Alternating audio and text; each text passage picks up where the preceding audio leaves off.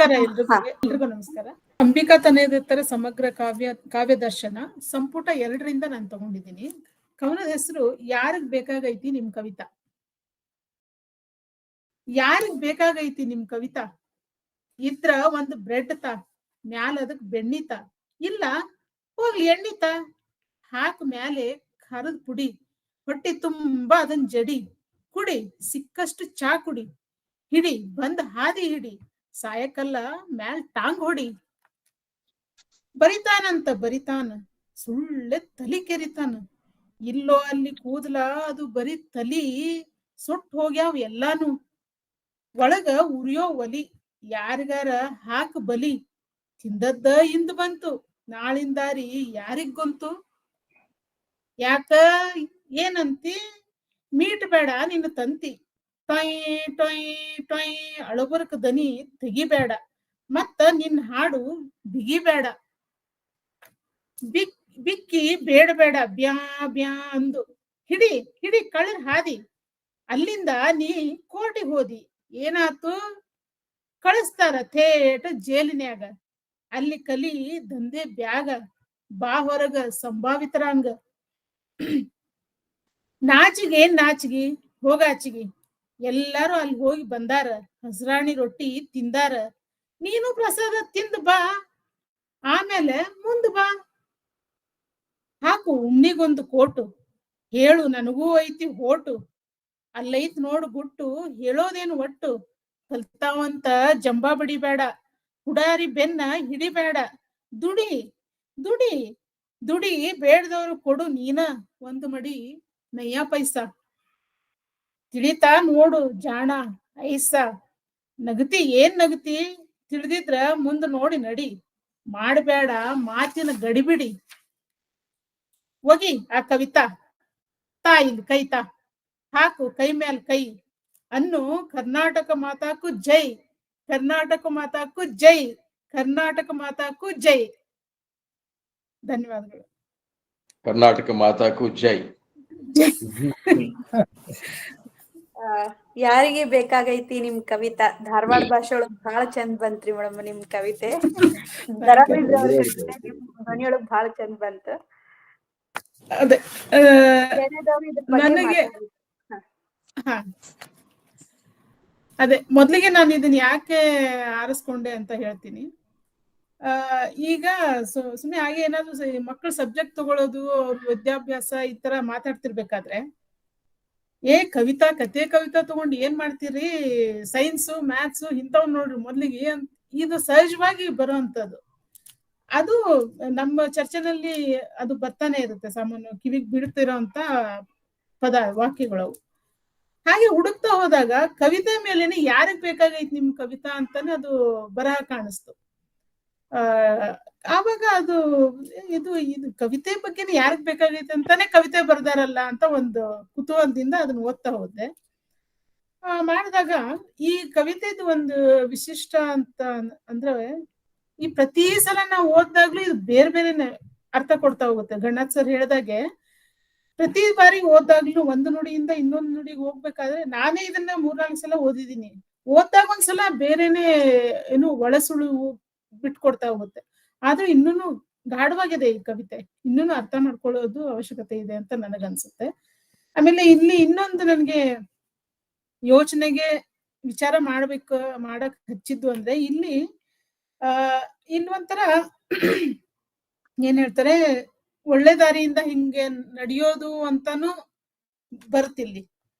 ಏನು ಎಲ್ಲ ಐತಲ್ಲಿ, ಕಲ್ತಾವಂತ ಜಂಬಾ ಬಡಿಬೇಡ ಅಂತ ಹೇಳ್ತಾರ. ಆಮೇಲೆ ಅದೇ ಹೊತ್ತಿಗೆ ಈ ರಾಜಕಾರಣಿಗಳು ಒಂದು ಈಗಿನ ಏನು ಬೆಳವಣಿಗೆ ಇದೆಯಲ್ಲ ಅದ್ರ ಬಗ್ಗೆನು ಇಲ್ಲಿ ಹೇಳ್ತಾರೆ. ಏನು ಹಿಡಿ ಹಿಡಿ ಕಳ್ಳರ್ ಹಾದಿ, ಅಲ್ಲಿಂದ ನೀ ಕೋರ್ಟಿಗೆ ಹೋದಿ, ಏನಾತು ಕಳಿಸ್ತಾರ ಥೇಟ ಜೈಲ್ನಾಗ, ಅಲ್ಲಿ ಕಲಿ ದಂಧೆ ಬ್ಯಾಗ, ಬಾ ಹೊರಗ ಸಂಭಾವಿತರಾಂಗ. ಅಂದ್ರೆ ಆ ಜೈಲ್ ಅನ್ನೋದು ಒಂದು ಜೀವನದ ಪಾಠನೇ ಕಲ್ಸುತ್ತೆ ಅಂತ ಒಂದು ನನಗ ಬಂದ ಚಿತ್ರ, ನನ್ನಲ್ಲಿ ಬಂದದ್ದು ವಿಚಾರ ಅದು. ಹಾಗೆ ಮತ್ತೆ ಏನು ಸರಿ ಇದೆ, ಯಾವ್ದನ್ನ ನಾವೀಗ ಸಮಾಜದಲ್ಲಿ ಒಳ್ಳೆ ನಡೆಯಲ್ಲ ಸರಿಯಲ್ಲ ಅಂತೀವಿ, ಎರಡೂನು ಒಳಗೊಂಡಂತದ್ದು ಇದನ್ನ ನಾವು ಇನ್ನೂ ಚಿಂತಿಸ್ಬೇಕು ಅನ್ಸುತ್ತೆ. ಆವಾಗ ನಮ್ಗೆ ಸರಿಯಾಗಿ ಈ ಕವನ ಅರ್ಥ ಆಗುತ್ತೆ. ಕೊನೆಗೆ 8ನೇ ನುಡಿನಲ್ಲಿ ಒಗಿಯ ಕವಿತಾ ತಾಯಿಲ್ಲಿ ಕೈತಾ ಹಾಕು ಕೈ ಮೇಲೆ ಕೈ ಅನ್ನು ಕರ್ನಾಟಕ ಮಾತಾಕು ಜೈ. ಇದು ಒಂಥರ ಏನೇ ಇದ್ರೂನು ಒಂದು ಈಗ ನಾನು ಅರ್ಥೈಸ್ಕೊಂಡಿದ್ದು ಹೇಳ್ತಿದ್ದೀನಿ. ಈ ನೆಲ ಜಲ ಅಂತ ಈಗ ಏನ್ ಬರುತ್ತೆ ಅಥವಾ ಯಾವುದೇ ಒಂದು ವಿಷಯಕ್ಕೆ ಸಂಬಂಧಪಟ್ಟ ಸತ್ಯ ಅನ್ನೋದು ಏನಿದೆ ಅದಕ್ಕೆ ಒಂಥರ ಒಗ್ಗಟ್ಟಾಗಿ ನಿಲ್ಲೋ ಅಂತ ಒಂದು ಸಂದೇಶನ ಇಲ್ಲಿ ಕೊನೆಯ ನುಡಿನಲ್ಲಿ ಕೊಟ್ಟಿದ್ದಾರೆ ಅನ್ನಿಸ್ತು. ನನಗೆ ಅರ್ಥ ಆಗಿದ್ದಿಷ್ಟು, ಇನ್ನೂ ಒಳಗೆ ಒಳ ಅರ್ಥಗಳು ಇದಾವೆ ಅಂತಾನೆ ನನ್ಗನ್ಸುತ್ತೆ. ಅದು ನಾನು ತಿಳ್ಕೊಬೇಕಾಗಿದೆ. ಸೊ ಹಾಗಾಗಿ ನಾನು ಇದನ್ನ ಈ ಕವಿತೆನ ಆರಿಸ್ಕೊಂಡೆ. ಧನ್ಯವಾದಗಳು ಪ್ರೇಮಾ ಮೇಡಮ್ ಅವ್ರಿಗೆ. ಬಹಳ ಮೇಲ್ನೋಟಕ್ಕೆ ಸರಳ ಎನ್ನಿಸುವ ಒಂದು ಕವನ. ತಾವು ವಾಚನ ಮಾಡಿದ್ದು ಚೆನ್ನಾಗಾಯ್ತು, ಇಷ್ಟ ಆಯ್ತು ನಮ್ಗೆ. ತಾವು ಕವನವನ್ನ ಆಯ್ಕೆ ಮಾಡಿಕೊಂಡದ್ದು, ಅರ್ಥ ಮಾಡಿಕೊಂಡದ್ದು ಇತ್ಯಾದಿ ವಿವರಿಸುವಾಗ ನನಗೆ ಮತ್ತೆ ಕೆಲವು ಪ್ರಶ್ನೆಗಳು ಮೂಡಿದವು. ಏನು ಅಂದ್ರೆ, ಬಹುಶಃ ಇಲ್ಲಿ ಬೇಂದ್ರೆ ಅವರು ಗಾಢವಾದ ಒಂದು ಕಾಲದ ಸಮಕಾಲೀನವಾದ ಒಂದು ವಿಷಾದ ಇದೆ, ಅದರಲ್ಲಿ ಒಂದು ದೊಡ್ಡ ವ್ಯಂಗ್ಯ ಕೂಡ ಇದೆ. ಅದನ್ನ ಹೇಳೋಕೆ ಪ್ರಯತ್ನ ಪಡ್ತಾ ಇದ್ದಾರೆ ಅಂತ. ಯಾರಿಗೆ ಬೇಕಾಗಿದೆ ನಿಮ್ ಕವಿತಾ ಅಂತ ಅನ್ನೋದು ಒಟ್ಟು ಸಮಕಾಲೀನ ಬಹುಪಾಲು ಸಮಾಜದ ಒಂದು ಪ್ರತಿಕ್ರಿಯೆ ಆಗಿದ್ದಿರಬಹುದು. ಕವಿತೆ ಅಂದ್ರೆ ಒಂದು ಸೃಜನಶೀಲ ಬದುಕು. ಸೃಜನಶೀಲ ಬದುಕು ಅಂದ್ರೆ ಏನು ಅಂತಂದ್ರೆ ಬರೀ ಹಾಡು, ಕವಿತೆ, ಕುಣಿತ, ನಾಟ್ಯ ಅಷ್ಟೇ ಅಲ್ಲ.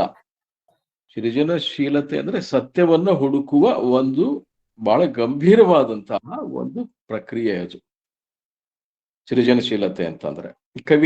ಕವಿತೆಯ ರಚನೆ ಅಥವಾ ಒಟ್ಟಾರೆ ಕವಿತೆ ಅಂತ ಅನ್ನೋದು ಅದನ್ನ ತಿನ್ನಿಸುತ್ತೆ. ಅಂದ್ರೆ ಸೃಜನಶೀಲ ಸತ್ಯವನ್ನ ಹುಡುಕುವ ಒಂದು ಗಂಭೀರವಾದ ಒಂದು ಪ್ರಯತ್ನ ಅದು. ಆದ್ರೆ ಅದು ಯಾರಿಗೆ ಬೇಕಾಗಿದೆ? ಬೇಕಾಗಿಲ್ಲ. ಆದ್ರೆ ಅದರ ಹೆಸರಿನಲ್ಲಿ, ಅದರ ಸುತ್ತಮುತ್ತಲು ಆಗ್ತಾ ಇರುವಂತಹ ಮನರಂಜನೆ ಕೊಡುವಂತಹ ಸರಕುಗಳು ಸಾಕಷ್ಟಿದಾವೆ. ಅದು ಬೇಕಾಗಿದೆ ಅನ್ನೋದು ಒಂದು ಧ್ವನಿ. ಎರಡನೇದು, ಜೈಲು ರಾಜಕೀಯ ನಾಯಕರ ಬಗ್ಗೆ ಹೇಳುವಾಗ ಅಲ್ಲಿ ಶಿವಾನಂದ್ ಇಲ್ಲೊಂದ್ ಸ್ವಲ್ಪ ನಾನ್ ಸೇರಿಸ್ತೀನಿ. ತಾನೇ ಹೇಳಿದ್ದಕ್ಕೆ ಅದು ಸೂಕ್ತ ಆಗ್ಬೋದು ಅಂತ. ನೀವ್ ಹೇಳ್ತಾ ಇದ್ರಿ ಯಾರಿಗೆ ಬೇಕಾಗೈತೆ ನಿಮ್ ಕವಿತಾ ಅಂದ್ರೆ ಕವಿತೆ ಅಲ್ಲ. ಕವಿತಾ ಅಂದ್ರೆ ಒಟ್ಟು ಸೃಜನಶೀಲ ಪ್ರಕ್ರಿಯೆ. ಹೌದು. ಅದು ಇವಾಗ ಅದು ಕಾವ್ಯ ಆಯ್ತು, ಕವಿತೆ ಆಯ್ತು, ಗದ್ಯ ಆಯ್ತು, ಇದಾಯ್ತು, ಮತ್ತೆ ಬೇರೆ ಸೃಜನಶೀಲ ಕಲೆಗಳಾಯ್ತು. ಆದ್ರೆ science and mathematics and engineering ಯಾವ್ದಕ್ಕೆ ಇವತ್ತು ಹಣದ ದಾರಿನಲ್ಲಿ ಹೋಗುವಂತ ಕೋರ್ಸ್ಗಳಿವೆ, ಅಲ್ಲಿ ಕೂಡ ನಮ್ಗೆ ಚೆನ್ನಾಗಿ ಗೊತ್ತಾ, ಅಲ್ಲಿ ಕೂಡ ಯಾವುದು ನಿಜವಾದ ಕಲೆ, ವಿಜ್ಞಾನದ ಕಲೆ, ಸೃಜನಶೀಲತೆ ಇರುತ್ತೆ. ಅಲ್ಲಿ ಹಣ ನಿಮ್ಗೆ ಹೆಚ್ಚಾಗಿ ಬರ್ದೇ ಇರ್ಬೋದು, ಅದು ಕೂಡ ಯಾರಿಗೂ ಬೇಕಾಗಿಲ್ಲ ಅಂತ. ಅಂದ್ರೆ ಫೀಲ್ಡ್ ಮುಖ್ಯ ಅಲ್ಲ, ಸಬ್ ಫೀಲ್ಡ್ ಯಾವುದು ಅಂದ್ರೆ ಸೃಜನಶೀಲತೆ ಅದಿದ್ರೆ. ಹಾಗಾಗಿ ಮೂಲಭೂತ ಪ್ರಶ್ನೆಗಳನ್ನ ಕೇಳೋರು, ಅದರಲ್ಲಿ ಹುಡುಕಾಟ ಮಾಡೋರ್ಗೆ ಯಾರಿಗೆ ಬೇಕಾಗೈತಿ ನಿಮ್ ಕವಿತಾ ಅಲ್ಲಿ ಕೂಡ ಅಪ್ಲೈ ಆಗುತ್ತೆ. ಹಾಗಾಗಿ ಇಡೀ ಸಮಾಜ ಹಣ ಎಲ್ಲಿ ಬರುತ್ತೆ, ಎಲ್ಲಿ ಉಪಯುಕ್ತತೆ ಇದೆ, ಯಾವ್ದು ಯುಟಿಲಿಟಿ, ಅದ್ರ ಬಗ್ಗೆನೇ ನಾವು ಗಮನ ಕೊಡಕ್ಕೆ ಹೊರಟಿದೀವಿ ಹೊರತು ಎನಿ ಫೀಲ್ಡ್ ಅದು ಆತರ ಆಗುತ್ತೆ ಅನ್ನೋದು ನಾವು ಗಮನಿಸಿದ್ದು. ಹಾಗಾಗಿ ಇದು ಒಂದು ವ್ಯಾಪ್ತಿ ಬರೀ ಕವಿತೆ ಗದ್ಯ ಇದಕ್ಕಿಂತ ಹೆಚ್ಚಾಗಿ ಇಡೀ ಎಲ್ಲಾ ಕ್ಷೇತ್ರಗಳಿಗೂ ಮುಟ್ತಾ ಇದೆ ಅಂತ ನನಗನ್ನಿಸ್ತು. ಹೌದು, ಇಡೀ ಬದುಕಿನಲ್ಲಿರುವ ಸೃಜನಶೀಲತೆ ಅದು. ಸರ್, ಇನ್ನೊಂದು ಅಂಶ, ಇವರು ಅದರಲ್ಲಿ ಎಣ್ಣೀತ ಇಲ್ಲ ಬೆಣ್ಣೀತ ಇಲ್ಲ ಅಂದ್ರೆ ಎಣ್ಣೀತ ಅಂತ ಬರುತ್ತಾ ಮೇಡಮ್? ಅಲ್ವಾ? ಹೌದು, ಒಂದು ಬ್ರೆಡ್ ಮ್ಯಾಲ ಅದಕ್ಕ ಬೆಣ್ಣೀತ ಇಲ್ಲ, ಹೋಗ್ಲಿ ಎಣ್ಣೀತ. ಎಣ್ಣೀತ ಅಂದ್ರೆ ನಾನು ಅರ್ಥೈಸ್ಕೊಂಡಾಗೆ ಬೇಂದ್ರೆ ಅವರಿಗೆ ಅಷ್ಟು ಕಷ್ಟದ ಬದುಕಿದ್ರೂ ಕೂಡ ಜೀವನವನ್ನ ಆಸ್ವಾದಿಸ್ಕೊಳ್ಳಲಿಕ್ಕೆ ಬೇಕಾದಷ್ಟು ಅವಕಾಶಗಳಿರುತ್ತೆ. ಅದನ್ನ ಹುಡುಕ್ಬೇಕು, ಆಪ್ಟಿಮಿಸ್ಟಿಕ್ ಚಿಂತನೆ ನಮ್ದಾಗ್ಬೇಕು ಅನ್ನೋದಿರುತ್ತೆ. ನೀನ್ ಬೆಣ್ಣೆ ತಗೊಂಡ್ಬಾ, ಆದ್ರೆ ಬೆಣ್ಣೆ ಆಗ್ಲಿಲ್ಲ ಅಂದ್ರೆ ಸುಮ್ನೆ ಇದ್ಬಿಡ್ಬೇಡ, ಎಣ್ಣೆ ಆದ್ರೂ ತಗೊಂಡ್ಬಾ, ಕುಣಿಯೋದ್ ಮಾತ್ರ ಬಿಡೋದ್ ಬೇಡ ಅನ್ನೋ ತರ ನಮ್ ಜೀವನವನ್ನ ಆಶಾವಾದಿತನದಲ್ಲಿ ನೋಡೋಣ, ಯಾವುದೋ ಒಂದ್ ಇಟ್ಕೊಂಡು ಆ ಜೀವನದ ಸವಿಯನ್ನ ಸದಾಕಾಲ ಅನುಭವಿಸೋ ಕಡೆ ನಮ್ಮ ಚಿಂತನೆ ಇರ್ಲಿ ಅನ್ನೋದು ಕೂಡ ಈ ಪದ್ಯದಲ್ಲಿ ಮುಖ್ಯವಾಗುತ್ತೆ ಅನ್ಕೋತೀನಿ ಶಿವಾನಂದ್ ಸರ್. ಹೌದು, ಅದು ಒಂದು ನೋಟ ಇದೆ ಖಂಡಿತವಾಗಿನೂ. ಅದನ್ನ ಅಲ್ಲಗಳಿಬೇಕಾಗಿಲ್ಲ ನಾವು. ಆ ಮುಖ್ಯವಾಗಿ ಗಣನಾಥ್ ಅವರು, ನಾನಾಗ್ಲಿ, ಯಾವುದನ್ನ ಇವತ್ತು ಸೃಜನಶೀಲತೆಯನ್ನ ಸಾಮಾನ್ಯವಾಗಿ ನಾವು ಸಾಹಿತ್ಯ, ಲಲಿತ ಕಲೆಗಳು ಇತ್ಯಾದಿಗೆ ಸೀಮಿತಗೊಳಿಸ್ತಾ ಇದ್ದೀವಿ. ಆದ್ರೆ ಆ ಸೃಜನಶೀಲತೆ ಅಂತ ಅನ್ನೋದನ್ನ ನಾವು ಇನ್ನೂ ಬೇರೆ ರೀತಿಯಲ್ಲಿ ವ್ಯಾಖ್ಯಾನಿಸ್ಕೊಳ್ಬೇಕಾದ ಅಗತ್ಯ ಇದೆ. ಅದರ ವ್ಯಾಪ್ತಿಯನ್ನ ಹೆಚ್ಚಿಸ್ಕೊಳ್ಬೇಕಾದ ಅಗತ್ಯ ಇದೆ. ಅದಕ್ಕೆ ಗಣನಾಥ್ ಬಹುಶಃ ವಿಜ್ಞಾನ ಅನ್ನೋದನ್ನು ಪ್ರಸ್ತಾಪ ಮಾಡಿದ್ರು. ವಿಜ್ಞಾನದಲ್ಲಿ ಸೃಜನಶೀಲತೆ ಇರುತ್ತೆ. ನಾವು ಇಂಜಿನಿಯರಿಂಗ್ ಕೋರ್ಸ್ ಮಾಡಬಾರ್ದು ಅಂತಲ್ಲ, ಅಥವಾ ಬೇರೆ ಆ ತರದ ಹೆಚ್ಚು ದುಡ್ಡು ತರಬಹುದಾದಂತಹ, ಬೇಗನೆ ನಮಗೆ ಉದ್ಯೋಗನ ದುಡ್ಡು ತರಬಹುದಾದಂತಹ ಕೆಲವು ಶಾಖೆಗಳೇನಿದಾವೆ, ಅವುಗಳು ಆ ಕಾರಣದಿಂದಾಗಿನೇ, ಆ ಹೆಸರಿನಿಂದಾಗಿನೇ ತಿರಸ್ಕಾರ ಮಾಡಬೇಕಾದ್ದನ್ನೋ ಅರ್ಥ ಅಲ್ಲ. ಅಲ್ಲಿನೂ ಕೂಡ ನಿಜವಾದ ಅರ್ಥದ ಸೃಜನಶೀಲತೆ ಅಂದ್ರೆ ಆ ಸೃಜನಶೀಲತೆಯಲ್ಲಿ ಒಂದು ಮಾನವೀಯ ಪ್ರೀತಿ ಇರುತ್ತೆ, ಆ ಮಾನವೀಯ ಎಚ್ಚರ ಇರುತ್ತೆ, ಅದೆಲ್ಲವನ್ನೂ ಒಳಗೊಂಡಂತಹ ಒಂದು ಬದುಕಿನ ನೋಟ ಅದು ಸೃಜನಶೀಲತೆ ಅಂತ ಅನ್ನೋದು. ಅದು ಎಲ್ಲ ಕಡೆಗೂ ಇರಬೇಕಾದ ಅಗತ್ಯ ಇದೆ.